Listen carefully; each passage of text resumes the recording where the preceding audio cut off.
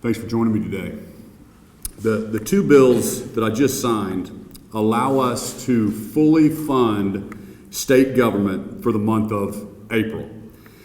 And I'm asking the legislature to come back in to fully fund May and June. Let me make something very clear to the people of Oklahoma. We had a deal with the legislature to fully fund state government for April, May, and June of this year, which is fiscal year 2020. I'm committed to standing by that deal.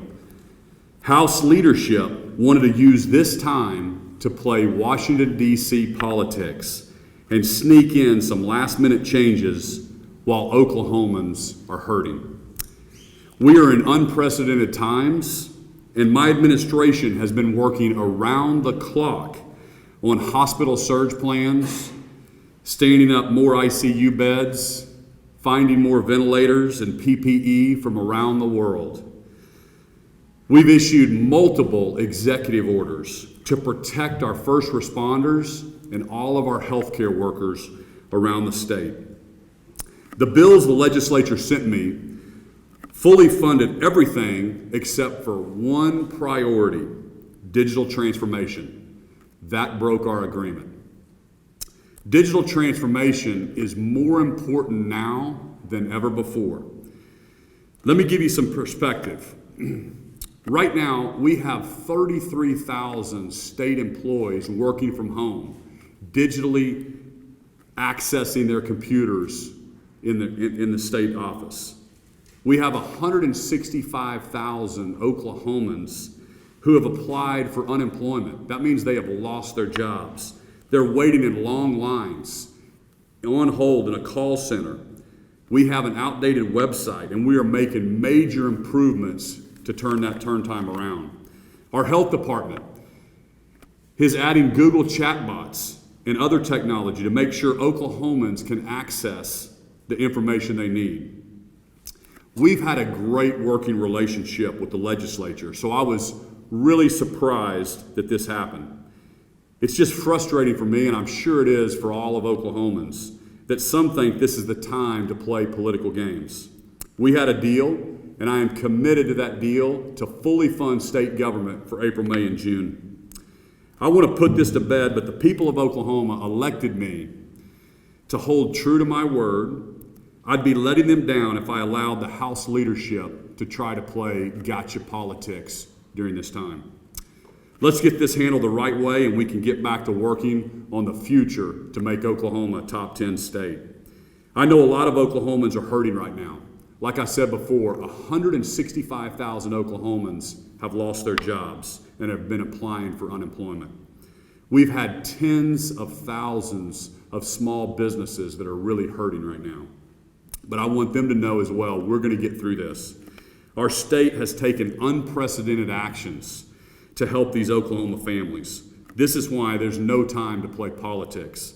I'm asking the legislature to come back in and fully fund state government for May and June of this year.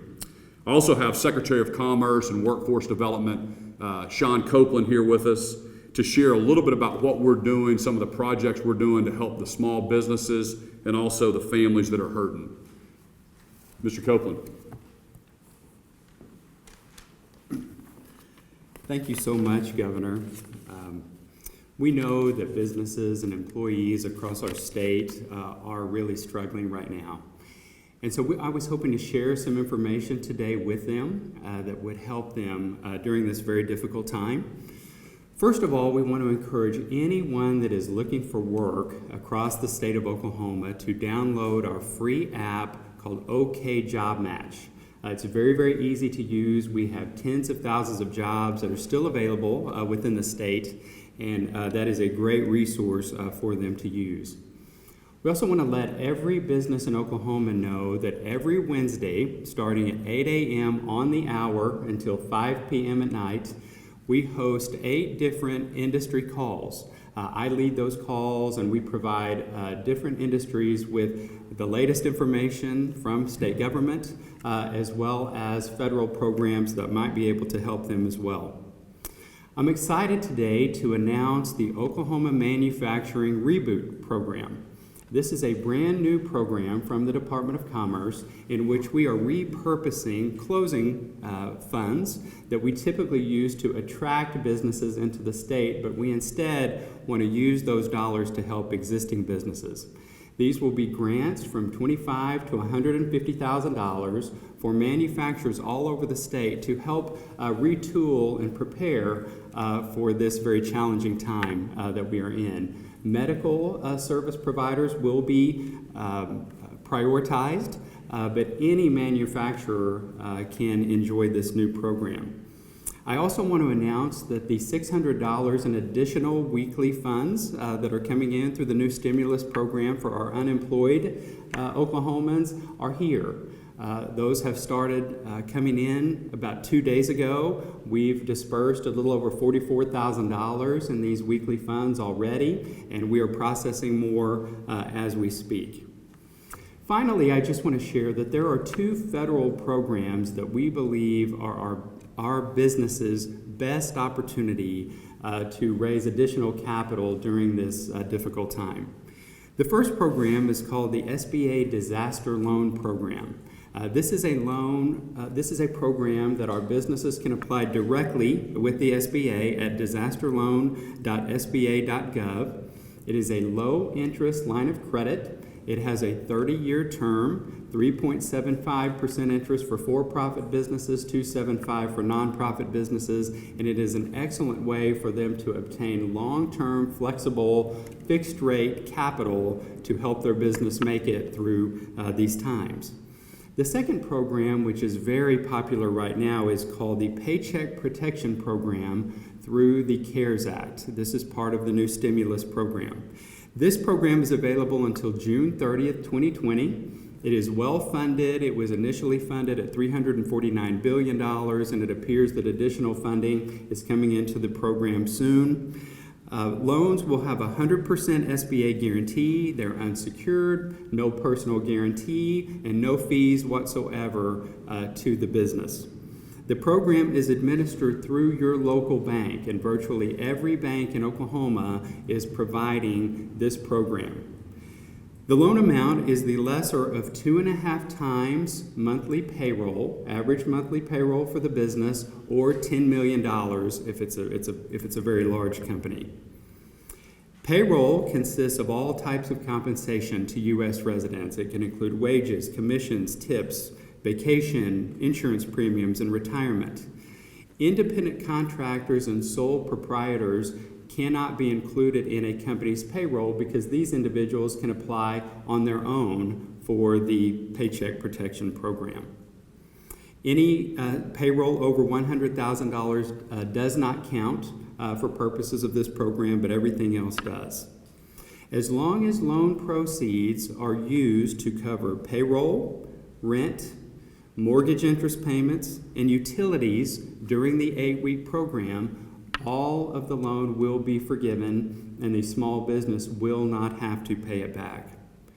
Your payroll numbers must be equal to or greater than your employee count prior to the COVID-19 crisis hit us, and the salary that you pay to your employees must be at least 75% of what you paid prior to the COVID-19 crisis. And as long as those items are met, all of the loan will be forgiven.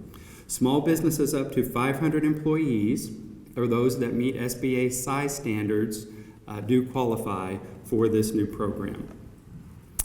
In closing, I just want to say how remarkable the innovation of Oklahoma businesses has been. We have some amazing examples. Covercraft Industries in Pauls Valley went from making car seat covers to gowns and masks to help our healthcare workers. Rapid Application Group in Broken Arrow went from making aerospace parts to making protective face shields and masks. Century Martial Arts went from making world-class martial arts gear to making face masks for us. And Aon, a well-known company in Tulsa, shipped 44 units to New York for temporary hospitals up there within 9 days from the time the order was placed. They charge no expediting orders, and that is truly the Oklahoma standard. So we understand what our employees and our companies are facing. We stand ready. Details of all of these programs are available at the Department of Commerce website, okcommerce.gov, and we are definitely here to help. Thank you, Governor.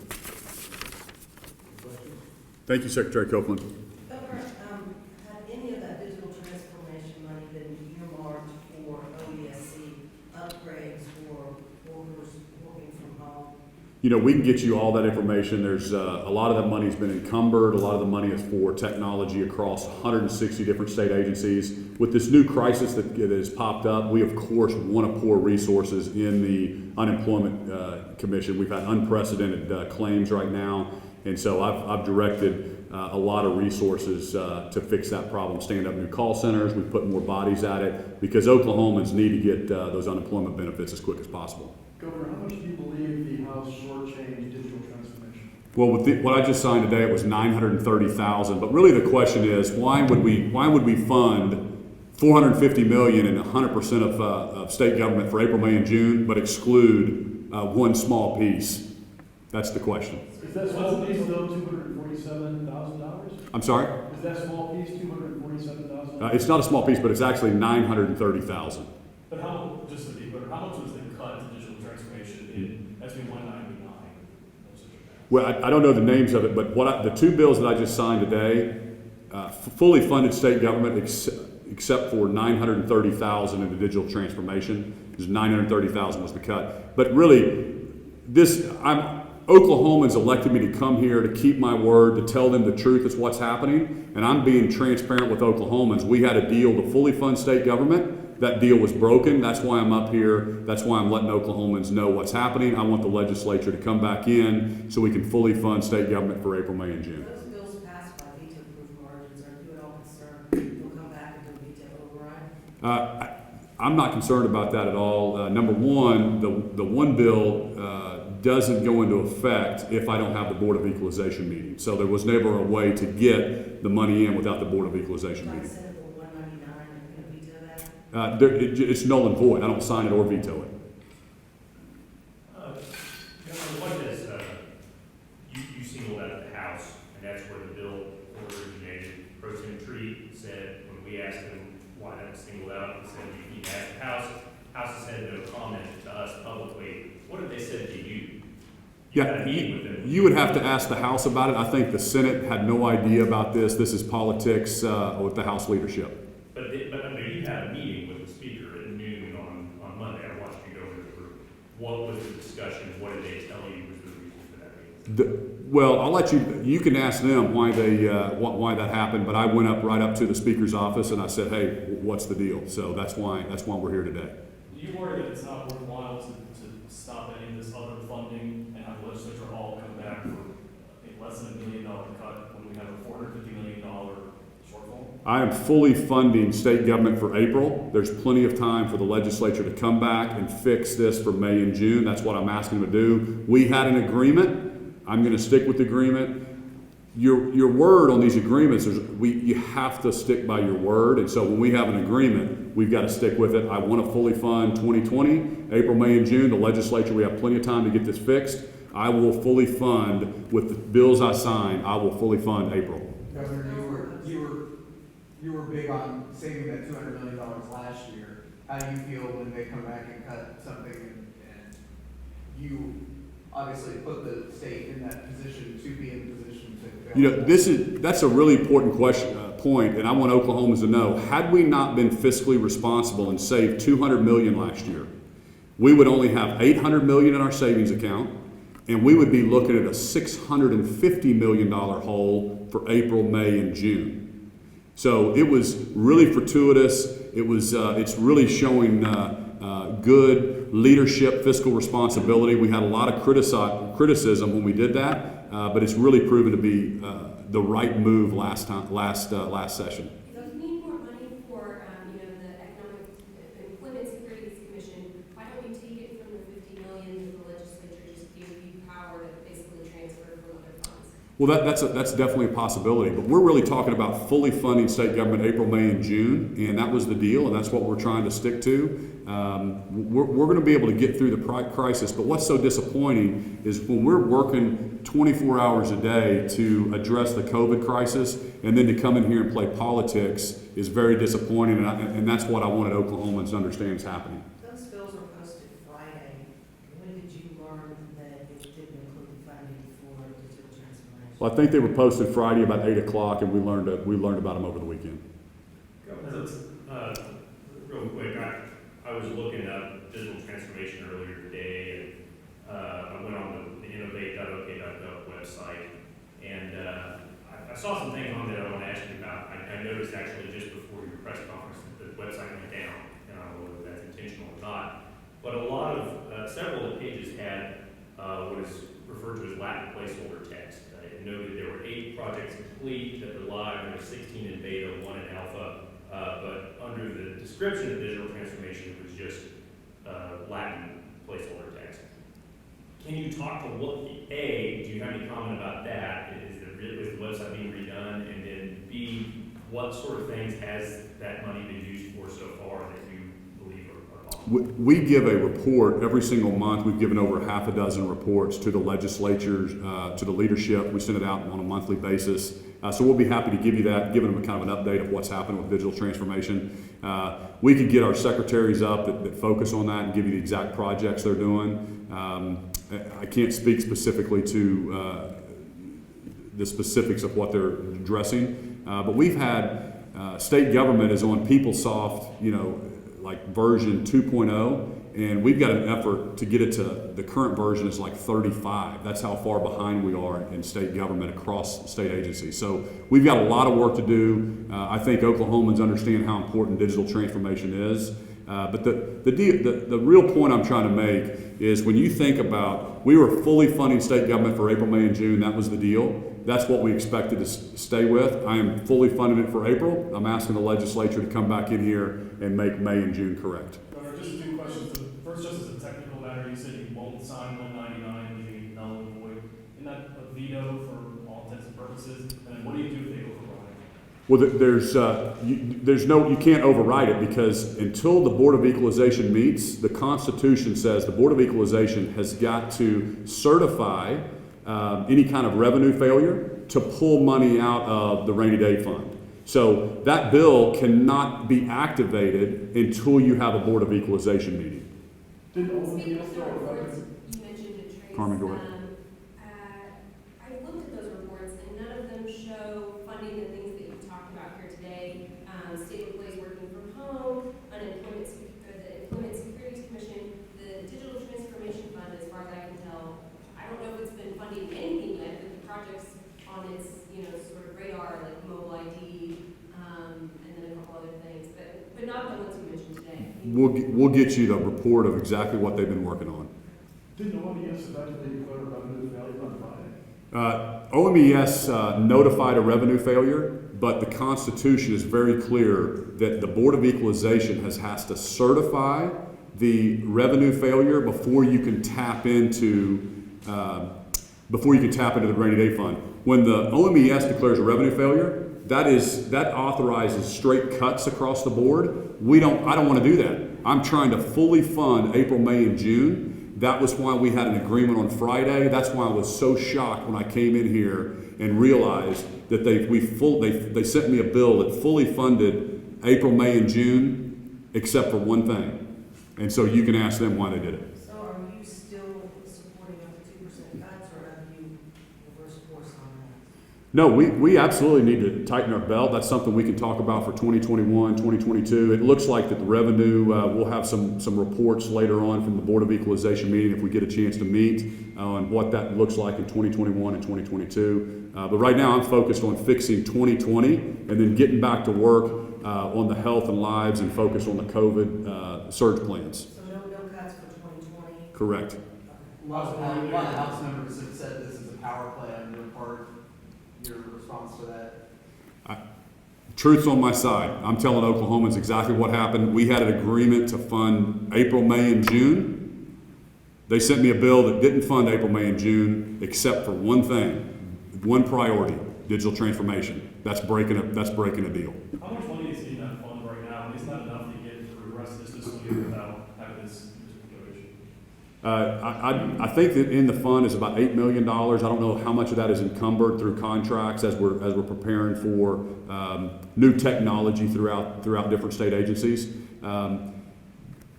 It's not really the point. The point is we had an agreement to fully fund April, May, and June, and that agreement was broken. Governor, clarify that. Who made that agreement with you? How was that agreement made and when was it made? It was made on Friday between the leadership and myself. That's and the appropriations chairs.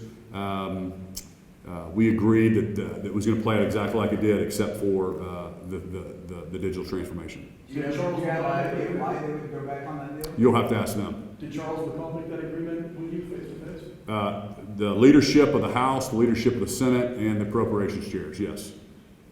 Just to be clear, do you have any plans for a BOE meeting anytime soon, or you just wait to see what they do? I'm waiting for the legislature to come back to fully fund May and June. We'll talk about that, and then of course we will have a Board of Equalization meeting once we have an agreement again.